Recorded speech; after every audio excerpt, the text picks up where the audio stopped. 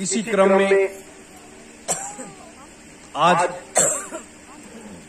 अपने लोग एक नई परिभाषा लिखने जा रहे हैं, एक नया अध्याय लिखने जा रहे हैं। ये नया अध्याय क्या है? भारतीय सुभाष सेना एक राजनीतिक संगठन है और भारतीय सुभाष सेना भारतवर्ष का एक वो सत्य है, जैसे ये सूर्य सत्य है वैसे ये संगठन सत्य है। जिस तरीके से सूर्य में किसी प्रकार का कोई दाग नहीं है, उसी तरीके से इस संगठन में किसी प्रकार का कोई दाग नहीं है। और ये संगठन भारतवर्ष को एक नई दिशा, एक नया मार्ग देने के लिए तैयार हो रहा है। तो ऐसे दौर में, ऐसे समय में हम लोगों को भी तैयार होना है, हम लोगों को भी तैयार होना है। ये सारे कार्यक्रम हो जाने के बाद फिर मैं आपको बताऊंगा। देखिए, महानायक नेताजी सुभाष चंद्र बोस, परम संत बाबा जय गुरुदेव जी महाराज, ये भारत की दो विभूतियां हैं और ये दोनों विभूतियां हमेशा मानव कल्याण के लिए, देश की खुशहाली के लिए हमेशा लगी रही और आज भी लगी हुई। तो इस व्यवस्था को आमूल चूल बदलाव करने के लिए, महत्वपूर्ण जिम्मेदारियों को लोगों की कमान सौंपने के लिए हमें उस रास्ते पर चलना। तो ये 1990 में मैं मथुरा आश्रम भंडारे पर गया था। मेरा पूरा परिवार जाता था भंडारे पर, मैं भी लाइन में बैठा हुआ था।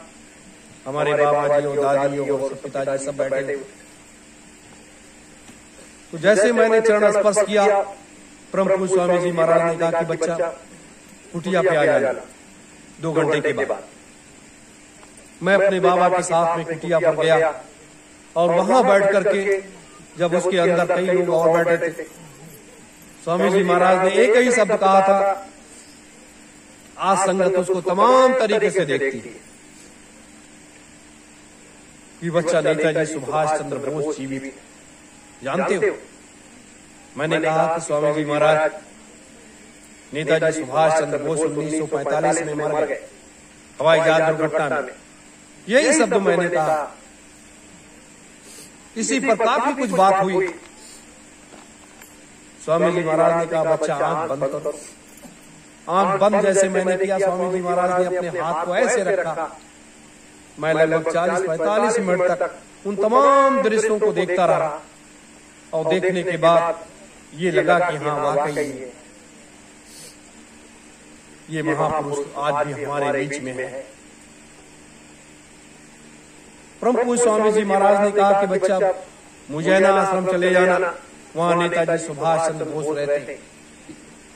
मैं 10 मई 1991 को मुजैना आश्रम गया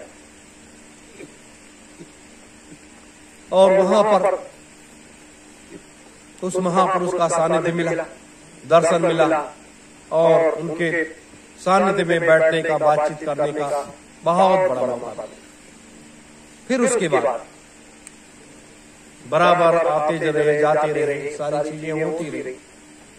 18 मई 1992 को एक संगठन बनाया गया, परम पूज्य महान संत सम्राट सुभाष जी ने बनाया, जिसका नाम था हिंदुस्तान समाजवादी प्रजातंत्र सेना। उसका आनुवांशिक संगठन था भारतीय सुभाष सेना। ये क्रम चलता रहा, संगठन अपना काम करने लगा, हम लोगों ने वो जिम्मेदारियां निभाई। और जिम्मेदारियों को निभाते फिर 21 अक्टूबर 2003 को पूर्ण रूप से भारतीय सुभाष सेना में बदल गया। और भारतीय सुभाष सेना में बदल जाने के बाद फिर संगठन अपने लक्ष्य पथ पर आगे बढ़ता चला गया।